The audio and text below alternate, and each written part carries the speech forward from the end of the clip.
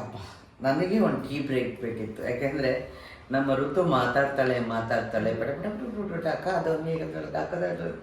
ಸದ್ಯಕ್ಕೆ ಈಗ ಅತ್ತೆ ಟಾಪಿಕಲ್ಲಿ ಇದ್ವಿ ನಾವು. ಇವಾಗ ನಾನೇ ಕೇಳಬೇಕಿತ್ತು, ಆದರೆ ನೀನೇ ಆನ್ಸರ್ ಮಾಡ್ತಾ ಹೋಗ್ಬಿಟ್ಟೆ. ಮನೆಯಲ್ಲಿ ಅತ್ತೆ ಮಾವ ಹೇಗಿರ್ತಾರೆ ನಿನ್ನ ಜೊತೆ, ಮಕ್ಕಳ ಜೊತೆ? ಅದನ್ನ ನಾನು ಹೇಳ್ತೀನಿ. ಕೆಲವೊಂದೊಂದು ವಿಷಯಗಳ ಬಿಟ್ಟರೆ ನಾನಾಗಲಿ ನಮ್ಮ ಅತ್ತೆ, ನಮ್ಮ ಮಾವ, ನನ್ನ ಗಂಡ, ನಮ್ಮ ಮನೆ, ನಾನು 1000 ಸರಿ ಹೇಳ್ತೀನಿ ನಮ್ಮ ಅತ್ತೆಗೆ, ಯಾರು ಬರೋದು ಬೇಡ. ನಮ್ಮ ಒಂದು 4 ಜನ ಮಧ್ಯೆ ಇವಾಗ 2 ಜಾಸ್ತಿ ಆಗಿದೆ ನಮ್ಮ ಮನೇಲಿ, 2 ಕೂಸು. ಅಂದರೆ ನಮ್ಮ ಜಗಳ ನಮ್ಮಲ್ಲಿರಬೇಕು ಅಷ್ಟೇ. 4ನೇ ಅವ್ರ ಕಿವಿಗೆ 5ನೇ ಅವ್ರ ಕಿವಿಗೆ ಹೋದ್ರೆ ಮತ್ತೆ ಜಗಳಗಳು ಜಾಸ್ತಿ ಆಗತ್ತೆ. ಈಗಿನ ಕಾಲದಲ್ಲಿ ನಿಮ್ಗೆ ಗೊತ್ತಾಗ ತಂದಿಟ್ಟು ತಮಾಷೆ ನೋಡೋರೆ ಜಾಸ್ತಿ ಇರ್ತಾರೆ. ನನ್ನ ಒಂದು ಫ್ಯಾಮಿಲಿಲಿ ಅದಕ್ಕೆ ಆಗಿಲ್ಲ ಅಂತಲ್ಲ, ಸಿಕ್ಕಾಪಟ್ಟೆ ಆಗಿದೆ. ಅದು ಇವಾಗ ಒಂದು ಫ್ಯೂ ಮಂತ್ಸಿಂದ ನನ್ನ ಮಗಳನ್ನ ನಮ್ಮ ಅತ್ತೆನೇ ನೋಡ್ಕೊಳ್ತಾ ಇದ್ದಾರೆ. ಪಾಪ ನಮ್ಮ ಅತ್ತೆ ಕೈಯಲ್ಲಿ ಆಗಲ್ಲ, ಅವ್ರಿಗೆ ನೀ ಆಪ್ರೇಷನ್ ಆಗಿದೆ. ನಮ್ಮ ಮಾವನಿಗೆ ಆಲ್ಮೋಸ್ಟ್ ಅವ್ರಿಗೆ ಪಾಪ ಅರ್ಧ ಕಾಲಿಂದ ಅವ್ರಿಗೆ ಶುಗರ್ ಆಗಿತ್ತು. ಅವ್ರಿಗೆ ಅರ್ಧ ಕಾಲು ತೆಗೆದಿದ್ದಾರೆ. ಅವರು ವಾಕರ್ ಇಟ್ಕೊಂಡು ವಾಕ್ ಮಾಡ್ತಾರೆ, ನಮ್ಮ ಅತ್ತೆನೂ ಸ್ಟಿಕ್ ಇಟ್ಕೊಂಡು ವಾಕ್ ಮಾಡ್ತಾರೆ. ಯಾಕೆ ಹೇಳಿದೆ ಅಂತಂದರೆ, ಎಷ್ಟೋ ಜನ ಪೇರೆಂಟ್ಸ್ ನನ್ನಂಥ ತಾಯಿದಿರು, ನಿಮ್ಮಂಥ ತಾಯಿದಿರು ಮಕ್ಕಳನ್ನ ಬಿಟ್ಟು ನಾವು ಕೆಲ್ಸಕ್ಕೆ ಬರ್ತೀವಿ. ನಾವು ಡೇ ಕೇರ್ ಅಂತ ಸ್ಟಾರ್ಟ್ ಮಾಡಿರ್ತಾರೆ ಕೆಲವರು. ಅವ್ರ ಮಕ್ಕಳಿಗೆ, ನನ್ನ ಮಗಳಿಗೆ ಆಗಿದೆ ಅಂತಲ್ಲ, ಇನ್ನು ಬೇರೆ ಮಕ್ಕಳಿಗೆ ಆಗಿರೋದನ್ನ ನಾನು ಹೇಳ್ತಾ ಇದ್ದೀನಿ. ಮಕ್ಕಳಿಗೆ ತಿನ್ನಿಸ್ತೀನಿ ಅಂತ ಅಂದ್ಬಿಟ್ಟು ನಾವು ಬೆಳಿಗ್ಗೆ ಎದ್ದು ನಾವು ಅದನ್ನ ಮಾಡ್ಕೊಟ್ಟು ಇದನ್ನ ಮಾಡ್ಕೊಟ್ಟು ನನ್ನ ಮಗ ತಿನ್ಲಿ ಇದು ತಿನ್ಲಿ ಅಂತ ಬಾಕ್ಸ್ ಹಾಕಿ ಕಳ್ಸಿರ್ತೀವಿ. ಮಕ್ಕಳು ತಿನ್ಸಲ್ಲ ಆಯ್ತಾ, ತಿಂತು ಇರಲ್ಲ ಮಕ್ಕಳು. ಆಗೇನಾಗುತ್ತೆ ಅಂದ್ರೆ, ನಾವು ಮಕ್ಕಳು ತಿಂದಿರ್ತಾರೆ, ನಾವು ಯಾಕೆ ತಿನ್ಸಿಲ್ಲ ಮಗುಗೆ, ನಾವು ಬಾಬು ತಿಂದಿಲ್ವ ಅಂತ ನಾವು ಕೇಳ್ತೀವಿ. ನಾವು ಅವ್ರು ಅದನ್ನ ತಿನ್ಸಿರಲ್ವಲ್ಲ, ನಾವು ನೆಕ್ಸ್ಟ್ 2 ಸರಿ ಕೇಳಿ ಅಕ್ಕ, 3 ಸರಿ ಕೇಳಿ, 4ನೇ ಸರಿಗೆ ಎಂಟಿ ಬಾಕ್ಸ್ ಬಂದಿರುತ್ತೆ, ಡಸ್ಟ್ಬಿನ್ಗೆ ಹಾಕಿರ್ತಾರೆ ಆಯ್ತಾ. ಈ ತರನೂ ಕೆಲಸ ಮಾಡ್ತಾರೆ. ಕೆಲವು ತಿಳ್ಕೊಳ್ಳಿ ಅಂತ ಹೇಳ್ತಾರೆ. ಸ್ವಲ್ಪ ಒಂಚೂರು ಎನ್ಕ್ವೈರಿ ಮಾಡ್ಬೇಕು ಅದ್ರ ಬಗ್ಗೆ ನಾವು. ಆಮೇಲೆ ನಾನು ನೋಡಿ, ಇದು ಆಕ್ಚುಲಿ ತುಂಬಾ ಮುಖ್ಯವಾದ ಪಾಯಿಂಟ್. ಯಾಕೆಂದ್ರೆ ನಾವು ತಂದೆ ತಾಯಿಗಳು ಇನ್ನೊಬ್ಬರನ್ನ ನಂಬಿ ಮಕ್ಕಳನ್ನ ಡೇ ಕೇರ್ ಅಲ್ಲಿ ಬಿಟ್ಟಿರ್ತೀವಿ. ಅವರು ಹೇಗ್ ನೋಡ್ಕೋತಾರೆ ಏನು ಅನ್ನೋದು ನಮ್ಗೆ ಗೊತ್ತಿರಲ್ಲ. ನಮ್ಮ ಮಕ್ಕಳು ಹುಷಾರ್ ಬರ್ತವೆ, ಅವಾಗ ಕಾರಣ ಗೊತ್ತಿರಲ್ಲ, ಅವ್ರನ್ನ ಬ್ಲೇಮ್ ಮಾಡಕ್ಕೂ ಆಗಲ್ಲ. ನಾವು ನೋಡ್ಕೊಂಡಿದ್ದೀವಿ, ಮತ್ತೆ ನಮಗೆ ಜವಾಬ್ದಾರಿ ಇಲ್ಲ ಅನ್ನೋ ಒಂದು ಮಾತು ಬಂದ್ಬಿಡುತ್ತೆ. ಸೊ ಅದಕ್ಕೆ ಬಿ ಕೇರ್ಫುಲ್. ಯಾರಾದ್ರೂ ಡೇ ಕೇರ್ ಬಿಡ್ಬೇಕಾದ್ರೆ ಸ್ವಲ್ಪ ವಿಚಾರಿಸಿ ಬಿಡಿ. ಸ್ಪೆಷಲಿ ನಾನು ನಮ್ಮ ಅತ್ತೆಗೆ ಒಂದು ಥ್ಯಾಂಕ್ ಯು ಹೇಳಬೇಕು. ಯಾಕಂದ್ರೆ ನನ್ನ ಮಗಳನ್ನ ನೋಡ್ಕೊಳ್ತಿದ್ರೆ ನನ್ನ ಟೆನ್ಷನ್ ಮಾತ್ರ ಇಲ್ಲವೇ ಇಲ್ಲ. ಹೇಳ್ಬೇಕು ಅಂದ್ರೆ ಆ ಟೈಮ್ ನಾನು ಕಾಲ್ ಮಾಡಬೇಕು, ಮಾತಾಡಬೇಕು, ಪಾಪು ಏನು ಮಾಡ್ತಿದ್ದಾಳೆ ಅಂತ ಅನ್ಸಲ್ಲ. ಯಾಕಂದ್ರೆ ನಮ್ಮ ಅತ್ತೆ ನೋಡ್ಕೊಳ್ತಾ ಇದ್ದಾರೆ. ಅವಳಿಗೆ ಏನೋ ಒಂದು ತಿನ್ನಿಸ್ತಾರೆ, ಏನೋ ಒಂದು ಆಟ ಆಡಿಸ್ತಾರೆ, ತಾಚಿ ಮಾಡಿಸ್ತಾರೆ, ಹೋಮ್ವರ್ಕ್ ಮಾಡಿಸ್ತಾರೆ. ಸೊ ಮನೆ ಒಂದು ವಾತಾವರಣದಲ್ಲಿ ನನ್ನ ಮಗಳಿರ್ತಾಳೆ. ಮನೆಗೆ ನಾನು ಹೋಗಿದ ತಕ್ಷಣ ಅವಳು ನಗುಮುಖ ನೋಡ್ತೀನಿ. ಮುಂಚೆ ಆದ್ರೆ ಪಾಪ ಅವಳು ತುಂಬಾ ಸೈಲೆಂಟ್ ಆಗಿರ್ತಾ ಇದ್ಲು, ಮಲ್ಕೊಂಡ್ಬಿಟ್ಟಿರ್ತಿದ್ಲು, ಸಪ್ಪಗಿರ್ತಿದ್ಲು, ಎನರ್ಜಿನೇ ಇರ್ತಾ ಇರ್ಲಿಲ್ಲ ಅವಳ ಮುಖದಲ್ಲಿ. ಮಮ್ಮ ಅಂತ ಹಿಂಗೆ, ಈಗ ಮಮ್ಮ ಏಕೆ ಲೈಕ್ ಹಂಗಿರ್ತಾಳೆ ಅವಳು. ಅದು ಖುಷಿ ಆಗುತ್ತೆ ನಮ್ಗೆ. ಸೊ ಎಲ್ಲ ಅತ್ತೆ ಮಾವಂದಿರು ಸ್ವಲ್ಪ ನಮ್ಮಂತ ಅವ್ರಿಗೆ ಸಪೋರ್ಟ್ ಮಾಡಿದ್ರೆ ಕಲಾವಿದ್ರು ಅಂತಲ್ಲ, ದುಡಿಯುವಂತ ಕಲಾವಿದ್ರು. ಹೌದು, ಇದು ಮಾತು ನಿಜವಾಗ್ಲೂ ಕರೆಕ್ಟ್ ಆಗಿ ಹೇಳಿದ್ರಿ ನೀವು. ಏನ್ ಗೊತ್ತಾ, ದುಡಿಯೋ ಅಂತ ಕಲಾವಿದ್ರು. ಹೌದು, ಯಾರ್ಯಾರು ಹೆಣ್ಮಕ್ಳು ದುಡಿತಾರೋ ಅವರೆಲ್ಲ ಕಲಾವಿದ್ರು ಅಷ್ಟೇ ಅಲ್ಲ. ಆಮೇಲೆ ಬೇಸಿಕಲಿ ನೀವು ಹುಟ್ಟಿ ಬೆಳೆದಿದ್ದು ಯಾವುದು? ಬೆಂಗಳೂರು, ಬೆಂದಕಾಳು. ಇಲ್ಲೇ ಬೆಳೆದಿದ್ದು, ಇಲ್ಲೇ ಹುಟ್ಟಿದ್ದು. So how was your childhood ಬಗ್ಗೆ ಹೇಳಬೇಕು ಅಂತಂದ್ರೆ, ಸ್ಕೂಲಲ್ಲಿ ಮಾತ್ರ ಹಿಂದೆ ಉಳ್ಕೊಳ್ತಿದ್ದೆ ಅಷ್ಟೇ. ನಾಟಕ, ಗೇಮ್ಸ್ ಅದಕ್ಕೆ ಯಾವುದಕ್ಕೂ ಹೋಗ್ತಿರ್ಲಿಲ್ಲ. ಅದು ಬಿಟ್ರೆ ಸ್ವಲ್ಪ ತುಂಟಿದೆ. ಸಂಪಿಗೆ ಮರ ಫುಲ್ ತುದಿವರೆಗೂ ಹತ್ತಾ ಇದ್ದೆ ನಾನು. ಎಲ್ಲ ತರ ಗೇಮ್ ಕೂಡ ನಾನು ಆಡಿದ್ದೀನಿ. ನಾನು ತುಂಬಾ ಚೆನ್ನಾಗಿ ಎಂಜಾಯ್ ಮಾಡಿದ್ದೀನಿ ಕೂಡ ನಾನು ನನ್ನ ಚೈಲ್ಡ್ಹುಡ್ನ. ಈಗ ನನ್ನ ಮಕ್ಳಿಗೆ ನಾನು ಹತ್ರ ಆಡೋದು ಬಿಡ್ತಿಲ್ವಲ್ಲ, ಅದು ಬೇಜಾರಾಗುತ್ತೆ. ಯಾಕಂದ್ರೆ ಈಗಿನ ಮಕ್ಕಳಿಗೆ ಫಿಸಿಕಲ್ ಆಕ್ಟಿವಿಟೀಸ್ ಕಡಿಮೆ ಆಗಿದೆ ಬಿಕಾಸ್ ಆಫ್ ಫೋನು.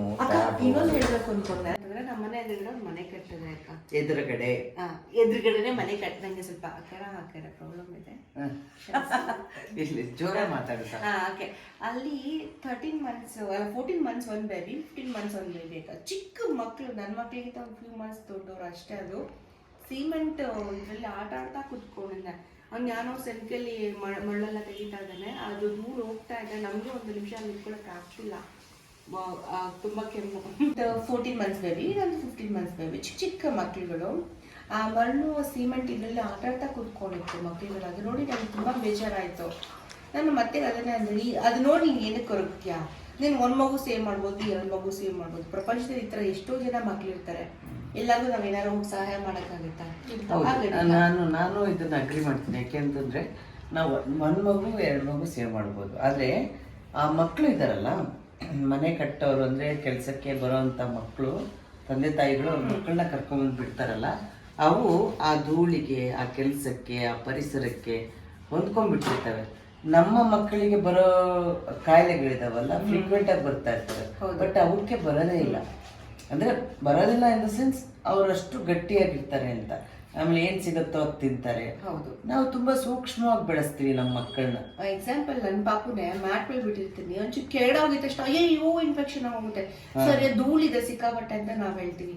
ಇನ್ನೊಂದೇನಂದ್ರೆ ಅವರು ಗಂಡ್ ಮಕ್ಳು ಬೇಕು ಅಂತ ಹೇಳಿ ಮಗು ಮಾಡ್ಕೊಂಡಿರೋದು. ಆಲ್ರೆಡಿ 3 ಹೆಣ್ಮಗು ಇದೆ, ಗಂಡ್ ಮಗು ಬೇಕು ಅಂತ ಇನ್ನೊಂದು ಮಗು ಮಾಡ್ಕೊಳ್ಳೋದು. ಇದು ನಿಮ್ಗೆ ಎಷ್ಟು ಸರಿ ಅಂತ ಅನ್ಸುತ್ತೆ? ಗಂಡ್ ಮಕ್ಳು ಬೇಕು ಅಂತ. ನಮ್ಮ ಫ್ಯಾಮಿಲಿಯಲ್ಲೂ ಆಗಿದೆ ಆ ಥರ. ಯಾಕೆ ಅಂದ್ರೆ ನಾನೇ 4ನೇವಳು. ನಮ್ಮಲ್ಲಿ 4 ಜನ ಹೆಣ್ಮಕ್ಳು, 1 ಗಂಡ್ ಮಗು ಬೇಕು ಅಂತ ನಮ್ಮಪ್ಪ ದೇವ್ರಿಗೆಲ್ಲ ಹರಕೆ ಹೊತ್ತು. ನೀವು ಯಾವ ದೇವ್ರಿಗೆ ಹರಕೆ ಹೊತ್ತದ ಮೇಲೆ ಹುಟ್ಟಿದ್ರು? ಯಾರು? ನಾನಾ? ಹೆಣ್ಮಗು ಬೇಕು ಅಂತಲ್ಲ, ಗಂಡ್ ಮಗು ಬೇಕು ಅಂತ ನಮ್ಮ ಅಪ್ಪ ಅಮ್ಮ ದೇವ್ರಿಗೆ ಹರಕೆ ಮಾಡ್ಕೊಂಡಿದಂತೆ. ಅಯ್ಯಪ್ಪ ಸ್ವಾಮಿಗೆ ಹರಕೆ ಮಾಡ್ಕೊಂಡು ಎಲ್ಲಾರು ಅದಂತ ನಿಜ ಅಂತ ನೀವು ಹರಕೆ ಕಟ್ಕೊಂಡು ಮಕ್ಳು ಮಾಡ್ಕೋಬೇಕು ಅಂತ, ಗಂಡ್ ಮಕ್ಳು ಬೇಕಂತ ಹರಕೆ ಎಲ್ಲ ಕಟ್ಕೊಂಬೇಡಿ. ಅದೆಲ್ಲ ಒಂದು ಮೂಢನಂಬಿಕೆ. ನಮ್ಮ ಅಪ್ಪ ಅಮ್ಮ ಮಾಡಿದ್ದದು. ಸೊ ಹರಕೆ ಕಟ್ಕೊಟ್ರಂತೆ, ಗಂಡ್ ಮಗು ಹುಡ್ತಂತೆ, ಅದಕ್ಕೆ ಅಯ್ಯಪ್ಪ ಸ್ವಾಮಿಗೆ ಮಾಲೆ ಹಾಕಿದ್ರಂತೆ. ದೇವ್ರಿದ್ದಾರೆ, ಬಟ್ ಹರಕೆ ಗಿರ್ಕೆಲ್ಲ ಕಟ್ಕೊಂಡು ಮಕ್ಳು ಹುಟ್ಲಿ, ಗಂಡ್ ಮಗನೇ ಹುಟ್ಟಬೇಕು ಅಂತ ಹಂಗೆಲ್ಲ ಮಾಡಬೇಡಿ. ದೇವರಿಂದ ಮಕ್ಳು ಹುಟ್ಟಲ್ಲ.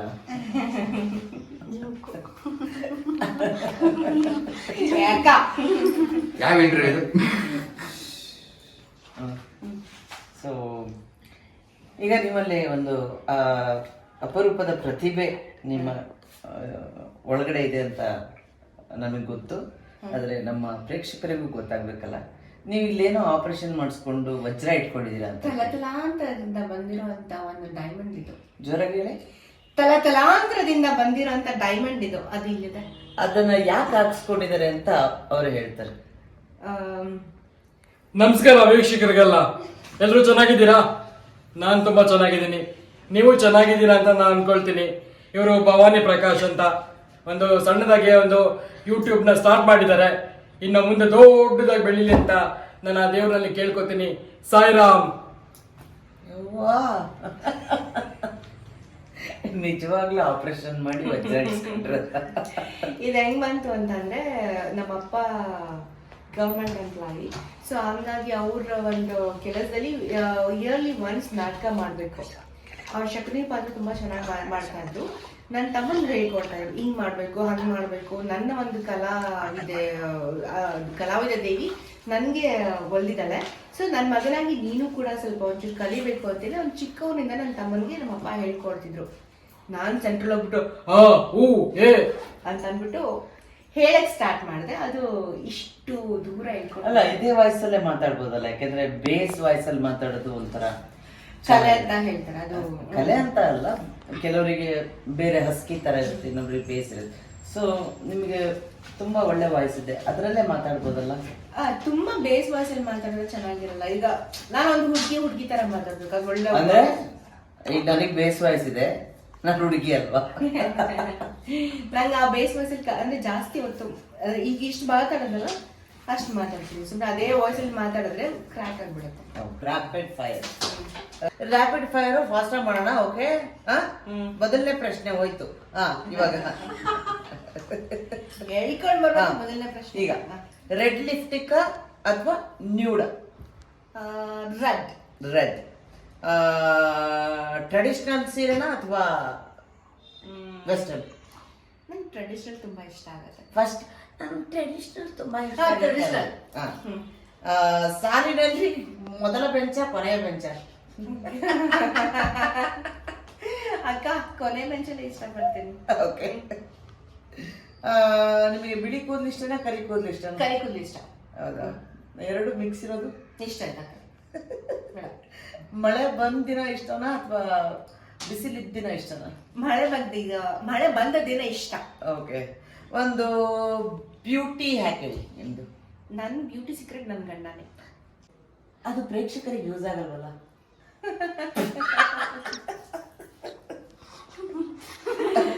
ಓಕೆ, ನಿಮಗೆ ಕಡಲ ತೀರ ಇಷ್ಟನಾ ಅಥವಾ ಬೆಟ್ಟ ಗುಡ್ಡ ಪ್ರದೇಶ ಇಷ್ಟನಾ? ಕಡಲ ತೀರ ಇಷ್ಟ. ಸಮುದ್ರ ಇಷ್ಟ. ಹಾ.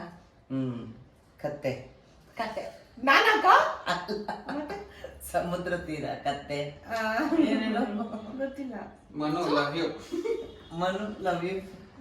ಇಷ್ಟೊತ್ತು ನಾನು ಮಾಡಿದ ಜೋಕು ಇವಳ ಹತ್ರ ವೇಸ್ಟು. ಇದನ್ನ ನಾನು ಬೇರೆಯವ್ರ ಹತ್ರ ಮಾತಾಡ್ತೀನಿ. ಒಂದು ಇನ್ನೊಂದು ಬರುತ್ತೆ ನಮ್ಮ ಹಾಟ್ ಸೀಟಿಗೆ, ಅದರ ಹತ್ರ ಮಾತಾಡ್ತೀನಿ. ಅದು ನಾನು ಮಾತಾಡಕ್ ಬಿಡುತ್ತೋ ಅಥವಾ ಅದೇ ಮಾತಾಡುತ್ತೋ ಗೊತ್ತಿಲ್ಲ. ನಾನೇ ಮಾತಾಡಕ್ ಬಿಡ್ತಿಲ್ಲ. ಈಗ ಕೊನೆಯದಾಗಿ ಒಂದೇ ಒಂದು ಪದದಲ್ಲಿ ಋತು ಎಕ್ಸ್ಪ್ಲೈನ್ ಮಾಡಬೇಕು. ಸೀಸನ್. ನಾನು ಋತುವಿನ ಅರ್ಥವೇನು ಅಂತ ಕೇಳಲಿಲ್ಲ. ಮತ್ತೆ ಋತು, ನೀನು, ನಾನು. ಒಂದು ಪದದಲ್ಲಿ ನೀನು ಅಂದ್ರೆ ಏನು? ಋತು ಅಂದ್ರೆ ಬ್ಯೂಟಿಫುಲ್, ಬ್ಯೂಟಿಫುಲ್ ಅಂದ್ರೆ ಋತು. ಒಂದು ಪದ ಹೇಳಿದ್ರು ಒಂದೇ ಇಲ್ಲ 10 ಪದ ಆಯ್ತು. ಹೌದಾ? ಋತು ಅಂದ್ರೆ ಏನು? ಋತು ಅಂದ್ರೆ ಸೀಸನ್. ಒಂದು ಪದದಲ್ಲಿ ನೀನು ಅಂದ್ರೆ ಏನು? ನಾನೇ. ಏಯ್, ನೀನ್ ಯಾವನ ಮಧ್ಯೆ ಮಧ್ಯೆ ಭಯ ಹೇಳ್ಕೊಳ್ಳಿ. ನಾನೇ. ನಾನೇ. ನಾನೇ. ನೀನೆ. ನಾನೇ. ನಾನೇ. ನಾನು. ನಾನು. ನೋ. ನಾನು. ನಾನು. ಅಕ್ಕ ನಾನು. ಅಕ್ಕ ನಾನು. Okay, thank you so much. ಇಷ್ಟೊತ್ತು ನನ್ನ ಜೊತೆಗೆ ನನ್ನ ಪಾಡ್ಕಾಸ್ಟ್ ಅಲ್ಲಿ ಇನ್ವಾಲ್ವ್ ಆಗಿದ್ದಕ್ಕೆ ತುಂಬಾ ಖುಷಿ ಆಯ್ತು. ಆಮೇಲೆ ನಿನ್ನ ಮಗುನ ತುಂಬಾ ಆಟ ಆಡ್ಸಿದ್ದೀನಿ ಇವತ್ತು, ಅವ್ರದ್ದೆಲ್ಲ ವಿಡಿಯೋಸ್ ಎಲ್ಲ ತಗೊಂಡಿದ್ದೀನಿ.